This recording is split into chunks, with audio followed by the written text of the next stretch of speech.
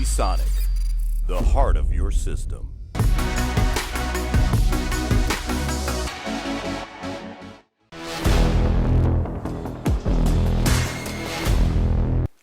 Hello, BRIONY here from Kit Guru, and in this video I'm going to be taking a look at the Nvidia Shield TV Pro. So this has been out for a couple of days. I received my review sample on Monday when it was announced. Unfortunately, however, I have been ill for a few days, so I haven't actually been able to get around to coming on camera.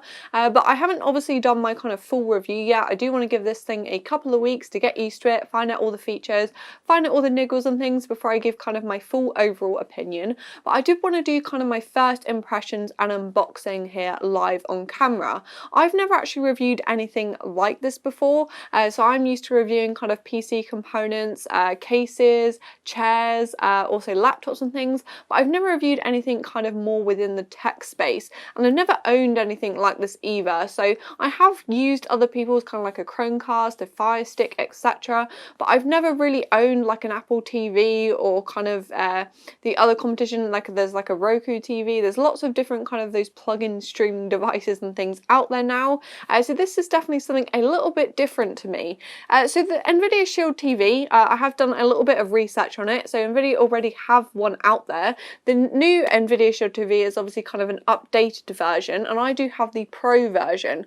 So this has kind of a bit more storage, a bit more RAM than kind of the original version. Also, it's a bit bigger and also comes with a higher price tag as well. So it comes in at £199. So of all the kind of streaming TV devices out there, this is definitely sort of the most expensive that I could see. Like Apple TV, I think it's about £150, and then they kind of go down in price from there. I think the Chromecast is kind of the cheapest because basically it's something you just kind of project stuff to your TV on. It doesn't have much other functionality. But this one definitely seems to be quite up there in price, but obviously does have quite a few other features as well, which I'm quite interested to kind of take a look at and try out. But I just want to kind of get my first impressions of when I first unbox it and take a look at the actual device itself.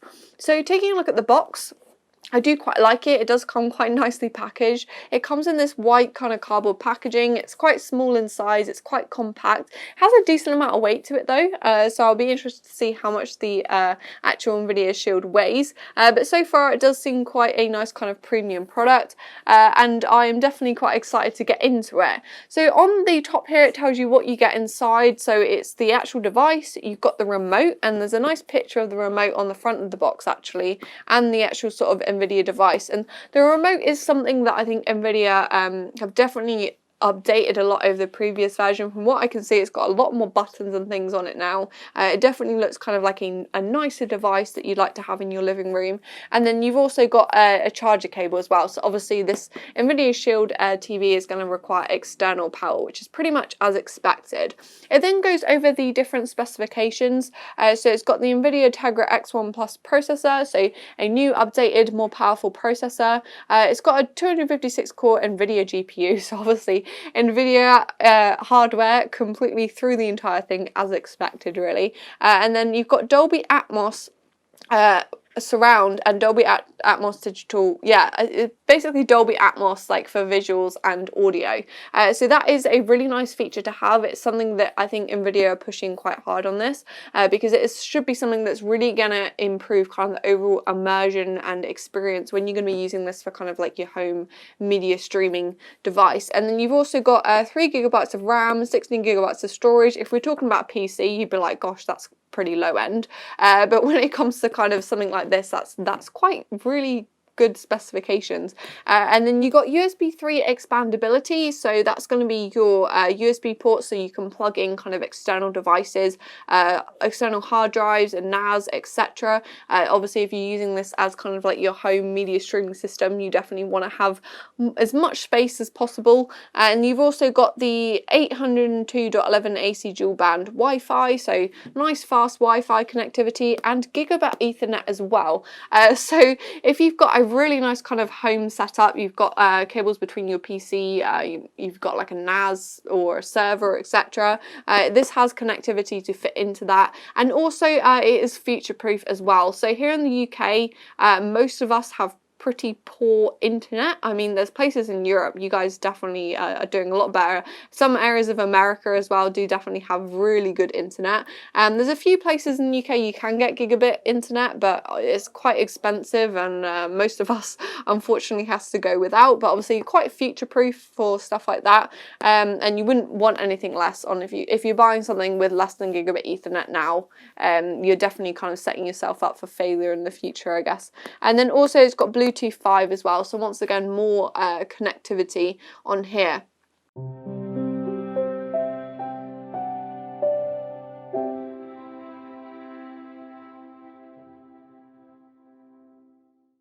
So flipping it over, oh, we have got a little diagram actually down the bottom there. So you've got a little picture of the connectivity on the device, and then a picture of the remote. And it looks like the remote uses AAA batteries, so that's different over the previous remote. So Nvidia have updated. I think the previous remote was rechargeable, so this one just uses AAA batteries, which for some people might be a negative because you always have to have batteries on hand. But I think for a lot of people it's a positive because most people have got AAA batteries lying around, and it means that if the remote happens to run out, you can just grab more batteries and put them in. You're not kind of having to wait for it to recharge or anything. So that's quite nice. No funky batteries, no recharger or anything, and of course you can get rechargeable AAA batteries anyway, if you did want to use a recharge feature.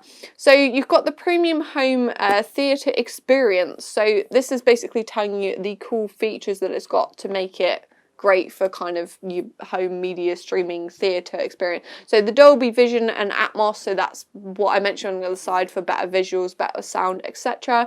4K, so obviously very important. Most people have got 4K TVs now. You might not have a 4K monitor with your PC, but I imagine you probably have got a 4K TV because it just looks so much better. Now I've been using 4K. I'm like, when I look at 1080p, I'm just like, ugh. You know, and then AI upscaling. So that is like the main feature, obviously, of the new Nvidia Shield TV Pro.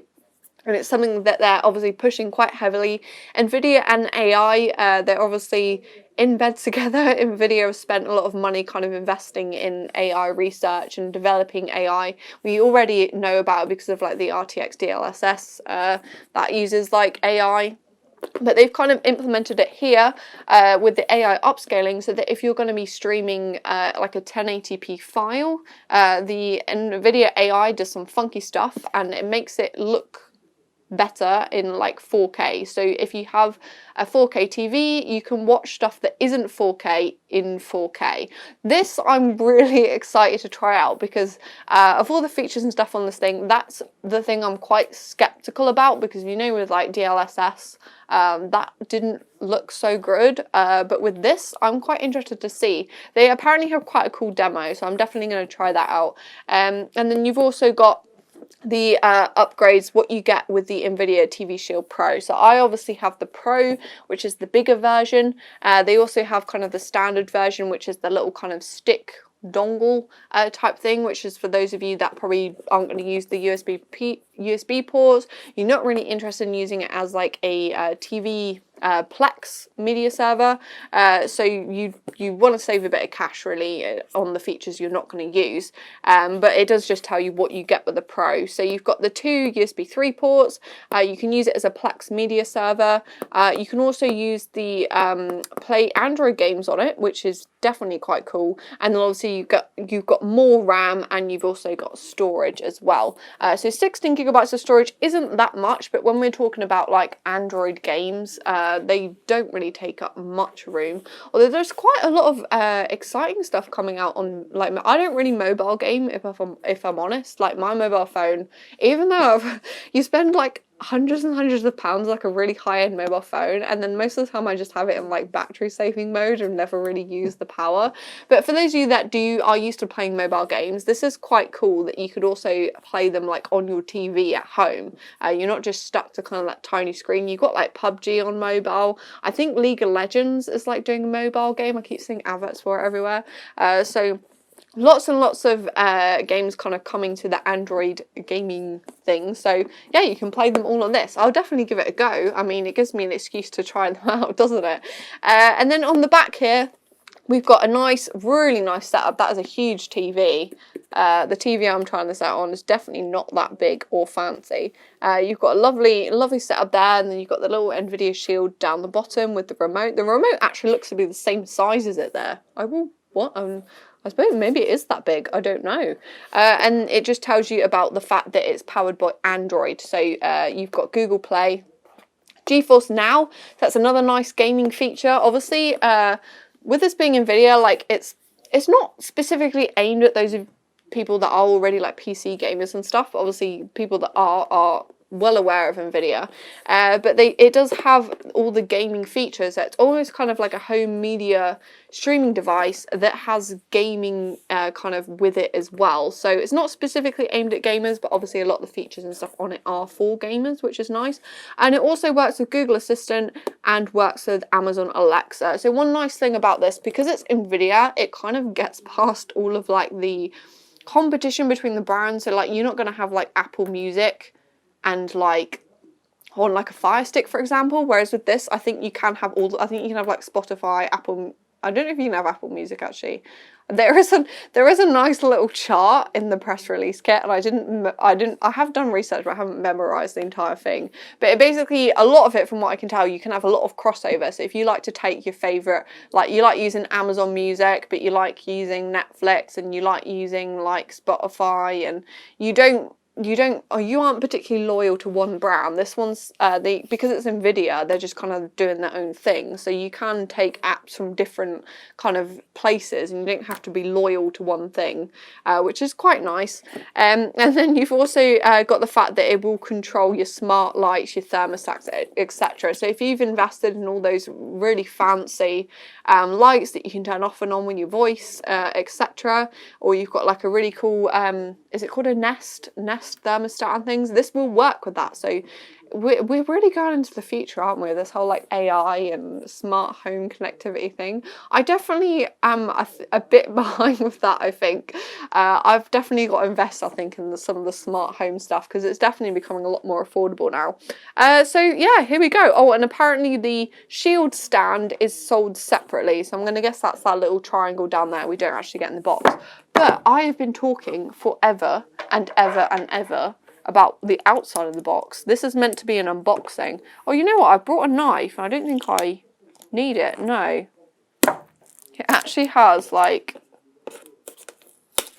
little peely off bits. There we go. I'll put the knife away.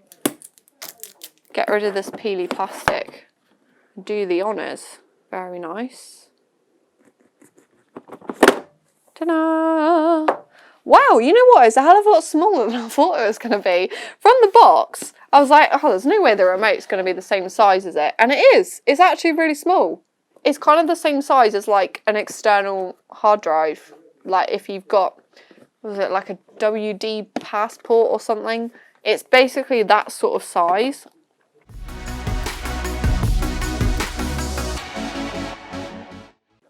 So it's actually way, way smaller than I was expecting. From like just looking at the design of it, I thought it was going to be the size of kind of like a Wi-Fi router. I don't know why I thought that. Maybe it does. The design does kind of remind me of a Wi-Fi router, in a nice way. In a nice way, you know, it's a very nicely designed thing. So I really like the kind of look of it. It's got this really kind of funky angular shape. You've got like the green strike along there, little Nvidia logo. You've got a little bit of cooling at the back there, so there's a vent. So I imagine it's probably got some sort of active cooling. I'll definitely try out the noise levels on that, see how noisy it is. I imagine if you're going to have your Dolby Atmos surround sound set up with your soundbar and that, you're definitely never going to hear this. But we'll definitely see what that's like. I'm pretty sure it's active cooling. I don't know. I'll find out. So you've got the two USB ports, you've got the all-important HDMI port, a gigabit Ethernet port, and that's going to be for the power, I'd imagine. Yeah. So there she is. Very nice. So let's talk about the remote. Wow, it's a triangle. On the image, it doesn't look, on the box, you can't tell what shape it is, but it's like a little pyramid shape, which is really nice. And it has a decent amount of weight to it. So that is not going to slide down a cushion in the sofa. Well, you'd have to like ram it down there maybe, but that's quite nice. I like that.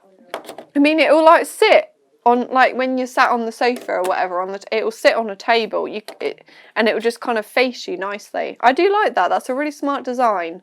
It feels kind of like a wand. It feels good in the hand. And then apart from that, you can't really tell. Oh, it has an Nvidia logo on the bottom. But I was just going to say that it has like a giant Netflix logo, which I don't really like. Like when obviously I've researched it, so I've seen the remote before. I didn't realise it was like a pyramid though. One thing I definitely didn't like is this like Netflix logo, because to me, I just think that should say Nvidia. And I don't know if it's reprogrammable. I'm going to assume it probably is reprogrammable, because if you don't have a Netflix subscription, then that button is instantly completely pointless. But I don't know, I don't like it. Obviously there's been a bit of a partnership gone on here, and I wouldn't, Nvidia aren't just going to put it on there for free, are they? They've probably been like pay some money to do that. But I don't really like that. It feels a bit kind of sellout. Netflix, it is probably like really popular, but obviously there's so many other streaming services now, and obviously one of the main features of this is that you can use it with like Plex and stuff. So it would be quite nice that just said Nvidia and you could reprogram it to whatever you want. It's saying Netflix and saying Netflix forever, although it is kind of painted on, so maybe you could just, I don't know, like get rid of it. Someone put a little sticker over the top of it or something, so it's not the end of the world. But yeah, I quite like the remote. You've obviously got a lot of functionality on it. So there's like a menu button up the top, a power button. There's going to be a play, pause button, triangle, circle. I'm going to guess that's like okay and back and forwards. And you've also got a button for microphones. So as far as I know, you can talk to it and tell it what you want it to do with like, I don't know, Siri, Amazon Alexa, Google Assistant. I'm guessing you can probably talk to all of them. Well, probably not Siri. That's like an Apple or anything. But, you know, you can talk to it and tell it what you want it to do. And there's a volume button. And then you've got the nice little kind of circly selection wheel, which feels rather nice. I would definitely, obviously, this is just an unboxing, but I'll definitely give that a try out. Underneath, we've got our quick start guide. So when I go over the full review, I'll say what it was like to set up. Obviously, I've never used something like this before for myself. I had my own streaming thing. So I'll let you know what it's like from a noob's point of view. We've got the different power adapters. So we've got a UK one, and there's also a European one in there as well. So yeah, I guess it's just a kit for people, and then if you happen to travel or move abroad somewhere, you have already got the other one. And there you go, there's the little kind of power adapter. It's not a braided cable or anything. I'm trying to tell the length of it. I imagine it looks to be a decent length. That was not good for it, was it? There you go, it's like it's longer than my arms are wide. So I don't know, 1.8 meters, something like that. I think your height is the same as your arm width, isn't it? So maybe like 2 meters. I'll find out and put it in the on screen so you actually know. But it's a decent length. It's connected as one thing. I don't actually I'm really bad with like knowing what connections are, and I don't know what that is. I'll also put that on screen if I can find it out. It might be like specific for the Shield TV. It would be a bit kind of annoying if they've done that, because obviously it'd be quite nice to get a replacement. But I suppose you've got to make sure you've got the actual right kind of power adaptation as well. But it's nice. It's a nice little thing. It says Nvidia on it, so when it's plugged in behind your TV and you want to unplug it, you actually know what you're unplugging, which is always good to know. But yeah, like I said, I don't recognise the connection. I'm terrible. I need to spend some time in some research learning my different connections. But yeah, so that was the unboxing. It's the same size as the remote. It's much smaller than I expected, to be honest, but it's nice. It looks nice. I wouldn't want to hide this behind my TV, you know. I'd quite happily, I think, oh no, that's where the connections go in. Oh yeah, so I guess if you want to stand it up, you do have to get a stand. But you can kind of sit it like that, and it looks quite nice. I wish, like, that looks cooler, doesn't it, really? But then you can't plug anything into it. So yeah, you can sit it like that, and I think it will look quite nice next to a nice black shiny TV. They've definitely done a good job of the overall design. I hope the functionality is as good. I think it is getting half decent reviews online, but obviously I will make my own kind of conclusion from my point of view, but I've never done anything like this before. But let me know what you think, whether this is something that you would buy. I think if you are into kind of gaming and also watching movies, which I think most people are, then yeah, it seems like a pretty cool device. And at £200, I don't think it's crazy expensive. Obviously it is the most expensive out of all the kind of streaming TV type things, but £200 isn't, I don't think, over the top considering the kind of features that it has. If it works as they say it does, then I think that seems to be quite a good price. And I like how it looks. I like the remote. I like the features it's got. I like the packaging. So yeah, at the moment I have like zero complaints apart from the Netflix button. I don't like the Netflix button. But yeah, let me know what you thought of this video. Give it a thumbs up or a thumbs down if you feel grumpy and you hate unboxings. Make sure to leave a comment in the below the video to let us know what you think here at Kit Guru. And also, if you're feeling generous, please hit that subscribe button and also hit the little bell icon as well, and you'll get a notification every time a new video goes live.